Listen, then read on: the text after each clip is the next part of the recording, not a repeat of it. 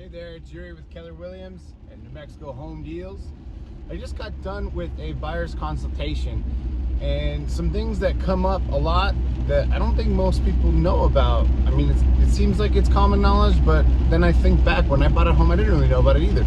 So they're upfront costs, and there's certain costs that just are associated with buying a home, and you need to be able to pay it then and there, and it's not part of your loan. What are those closing costs? Well, first and foremost, earnest money. Earnest money is a amount of money that is agreed upon between buyer and seller that opens a account with an escrow. Okay, usually it's with title. So what escrow is, an escrow account is it's someone who is a third party, non-biased, not in favor of the buyer, not in favor of the seller, who takes care of the paperwork and making sure all the T's are crossed, all the I's are dotted, everything is kosher, ready to go, so that when closing date comes, there's no errors, nothing is wrong. Okay, that's what earnest money does, and that's what escrow does. The second, which is coming more into play now in 2021 than I've ever seen, more so than my team has ever seen anywhere, we're starting to employ this nowadays with strategy, is a time off the market fee. So TOM fee.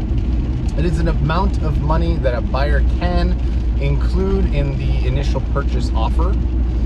It is money that is given to the seller, if selected, given to the seller for consideration and used as a kind of like a compensation for taking that home off the market and being pending with this particular buyer.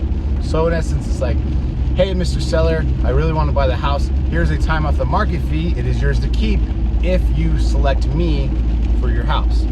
So they select a certain buyer, they keep that money, no questions asked, it is theirs to keep. Whereas earnest money has the ability to come back to the buyer if everything runs its course correctly, or the contract terminates of legitimate causes not caused by the buyer, if that makes sense. A third cost that is associated with the upfront cost, which is inspections. Now, people, of course, you can waive your inspections. However, I don't recommend that. Everyone wants to know if their house is in good working order. It's kind of like buying a car. Are you going to take it for a test drive? I hope so. So with a house, I mean, you can't go live in it. You have to get it inspected by a professional. And my team and I have several professionals that we work with, but there's two teams in particular we work with. General home inspectors, here's a shout out to you. We also do, and we encourage, termite and dry rot inspections. Those are typically handled by the same team on the same day, but those are good to have as well. So those are just three of the main upfront costs you will be responsible for if you're considering buying a house. Again, it's the earnest money to start escrow, the time off the market fee, which doesn't always happen, but right now it's happening a lot. It's kind of like, hey, sellers, consider me, I'm a really good option. And then third would be your inspection costs. Those are three upfront things that you need to know if you're buying a house.